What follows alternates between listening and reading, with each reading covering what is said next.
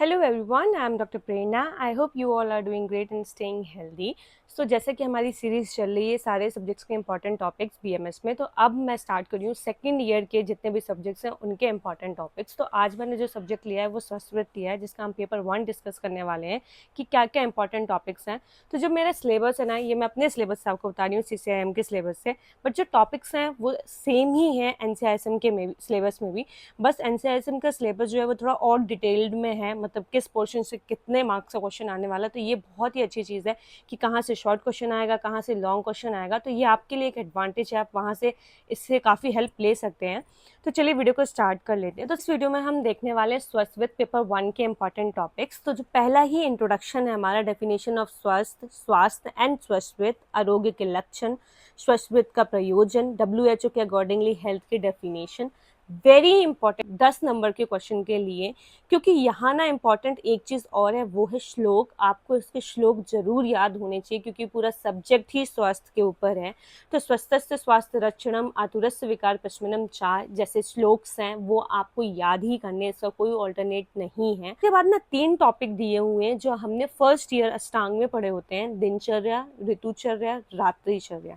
अगर मैं इसका सीक्वेंस बताऊं जो इम्पोर्टेंट है वो सबसे ज़्यादा है ऋतुचर्या, देन दिनचर्या, देन रात्रिचर्या। ठीक है, तो अगर हम पहले दिनचर्या की बात कर लेते, क्योंकि पहले हमारे सब्जेक्ट में दिनचर्या ही दिया हुआ है।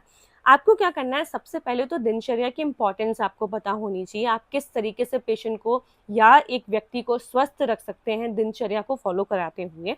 तो इसमें जो छोटे छोटे टॉपिक्स दे रखे हैं ना, आपको उन सब की मीनिंग पता होनी चाहिए, उन सब का तरीका पता होना चाहिए। इतना अगर आपको कंटेंट इसमें पता है तो आप दिनचर्या से कोई भी क्वेश्चन आएगा आप अटेम्प्ट कर लेंगे। और जो सबसे ज़्यादा यूनिट इंपॉर्टेंट है इसमें ऋतुचर्या, वो मैं बता देती हूँ आपको।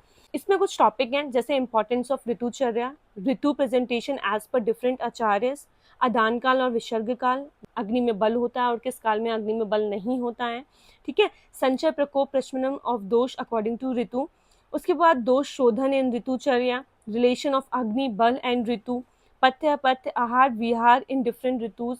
तो ये बहुत ही इंपॉर्टेंट टॉपिक है क्योंकि क्लिनिकल प्रैक्टिस भी जब आप अपनी करते हो ना, ये बहुत ही इंपॉर्टेंट प्ले रोल करता है कि किस ऋतु में किस दोष का प्रबल होता है, किस दोष का प्रकोप होता है, किस ऋतु में आप कौन सा शोधन कर्म करा सकते हो और सेफली करा सकते हो मेजॉरिटी। जैसे अभी वर्षा ऋतु चल रही है तो अभी हम वमन को अवॉइड करेंगे, हम विरेचन कराएंगे पेशेंट को।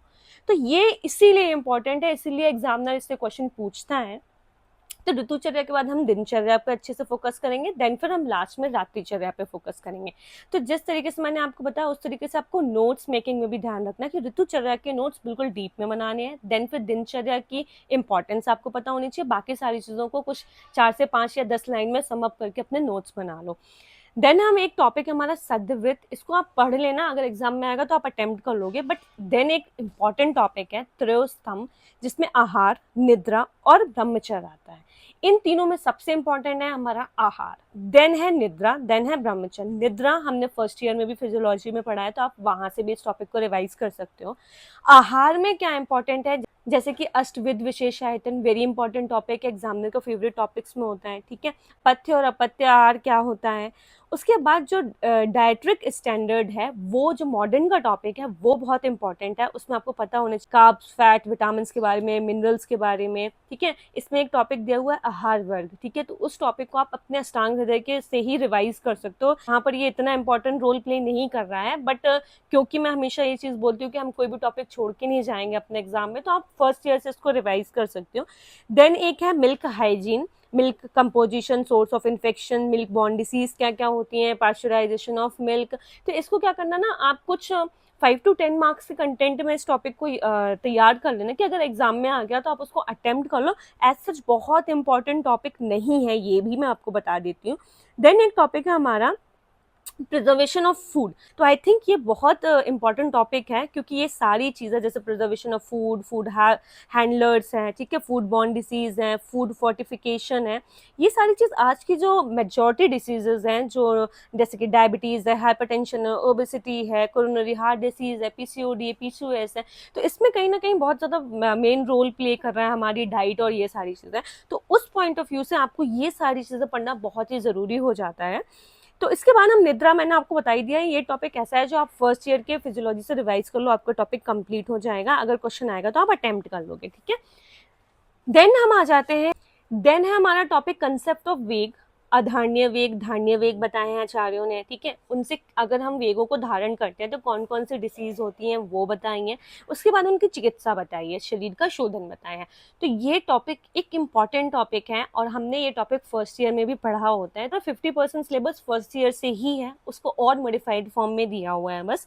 तो आपको ये टॉपिक कवर करने हैं। उसके बाद एक टॉपिक है अष्ट निंदित पुरुष। डायरेक्ट ये क्वेश्चन पूछ लिया जाता है यहाँ से कि अष्ट निंदित पुरुष आचार्य ने कौन कौन से बताए हैं और उनके नाम के साथ उनको वर्णन करिए, ठीक है। देन हम एक इम्पॉर्टेंट टॉपिक पे अब आ रहे हैं जो बहुत ही ज्यादा फेवरेट है एग्जामिनर का, और यहाँ से क्वेश्चन आते ही आते हैं, दैट इज योगा। सबसे पहले तो आपको इसको डेफिनेशन पता होनी चाहिए, इंपॉर्टेंस ऑफ योगा पता होना चाहिए, कहाँ से उत्पत्ति हुई है योगा की वो पता होना चाहिए, मतलब बेसिक पूरी हिस्ट्री योगा के बारे में पता होना चाहिए। देन उसके बाद जो अष्टांग योग बोले, यम नियम आसन वाले जो 8 योगों का वर्णन किया आचार्य ने, उसके बारे में डिटेल नॉलेज होनी चाहिए। और सच बता रही हूँ, क्वेश्चन बहुत डिमांडिंग रहता है, हमेशा एग्जाम्स में रिपीटेड क्वेश्चन के तौर पे आता रहता है क्वेश्चन। उसके बाद इसमें ना कुछ आसन दिए हुए हैं, जैसे सुपाइन पोजीशन में हम कौन से आसन करते हैं, प्रोन पोजीशन में, सिटिंग पोजीशन में, स्टैंडिंग पोजीशन में। तो ये जो चीजें है ना, ये आपके डिसीज के फॉर्म में भी पूछा जा सकता है कि अगर पेशेंट को ये डिसीज है तो आप कौन से आसन को बताओगे पेशेंट को, ठीक है। तो क्वेश्चन इस तरीके से भी फ्रेम होता है, क्योंकि हमारे एग्जाम में ये क्वेश्चन फ्रेम हुआ था कि आप अगर पेशेंट को ये डिसीज है तो आप कौन से आसन करने को बोलोगे। या कभी कभी डायरेक्ट आसन पूछ लिया जाता है कि त्रिकोण आसन क्या होता है, उसका वर्णन करिए शॉर्ट में। उसके बाद एक हमारा छोटा सा टॉपिक है प्राणायाम। तो अलग से कभी कभी ये क्वेश्चन आ जाता है कि बेनिफिट्स ऑफ प्राणायाम क्या है, टाइम ऑफ प्रैक्टिस क्या है, ठीक है। तो ये एक टॉपिक ऐसा है जिसको आप 10 मार्क्स के लिए रेडी कर सकते हैं। देन हमारा नेक्स्ट टॉपिक है षडकर्म। षडकर्म वैसे तो बहुत इंपॉर्टेंट नहीं है एग्जाम पॉइंट ऑफ व्यू से, क्योंकि इसके मैंने क्वेश्चन बहुत कम देखे हैं, बट आप ना अपने अपनी यूनिवर्सिटी के प्रीवियस ईयर के क्वेश्चन देख सकते हो, वहां से भी आपको काफी आइडिया लग जाता है। बट मैं तैयार करके गई थी, धौती, भस्ती, नेति, त्राटक, नौली और कपाल भाती, इन सारे टॉपिक्स को मैं रेडी करके गई थी। तो आप भी रेडी करके जाना, एग्जाम में अगर आ गया तो हमें तो क्वेश्चन अटेम्प्ट करना है ना, इसलिए मैं हमेशा बोलती हूँ कि जो इम्पोर्टेंट टॉपिक्स हैं उनको ज़्यादा फोकस करना है, बट जो इम्पोर्टेंट नहीं है उन्हें हमें छोड़ के नहीं जाना, क्योंकि इन केस अगर एग्जामिनर ने हमें वो क्वेश्चन दे दिया तो हमें वहाँ अटेम्प्ट तो करना है ना, उसमें से हमें मार्क्स तो लेने हैं ना। इसलिए कभी टॉपिक्स को छोड़ के नहीं जाया करो, हमेशा 5 to 10 मार्क्स में उसको रेडी कर लिया करो। उसके बाद ना कुछ टॉपिक्स ऐसे दिए हुए हैं जैसे कि धारण क्या है, ध्यान क्या है, समाधि क्या है। तो इन टॉपिक्स को ना आप खुद पढ़ोगे तो आप समझ जाओगे, ये थोड़ा थ्योरेटिकल वाला पोर्शन है और अंडरस्टैंडिंग वाला पोर्शन है, तो आप पढ़ लेना खुद से इस चीज़ को। उसके बाद एक क्वेश्चन है हमारा जिसको हम प्रकृति चिकित्सा कहते हैं, तो इसमें से ना कभी 5 या 10 नंबर का क्वेश्चन बन सकता है। इसमें कुछ थेरेपीज हैं, जैसे मड थेरेपी है, सन बाथ है, ठीक है, मर्दन है, डाइट टाइप है, ठीक है, उपवास चिकित्सा है। तो ये कुछ ऐसे टॉपिक्स हैं जिनको आप 1 से 2 बार ही पढ़ोगे, बहुत अच्छे से आपको समझ में आ जाएंगे। बहुत बेसिक चीजें दे रखी हैं और यहाँ से कभी कभी 5 नंबर या 10 नंबर के क्वेश्चन बनते हैं आराम से, तो ये टॉपिक आप तैयार कर लेना। तो ये थे कुछ इंपॉर्टेंट टॉपिक्स जो मैंने आपको बताए अपने अकॉर्डिंगली।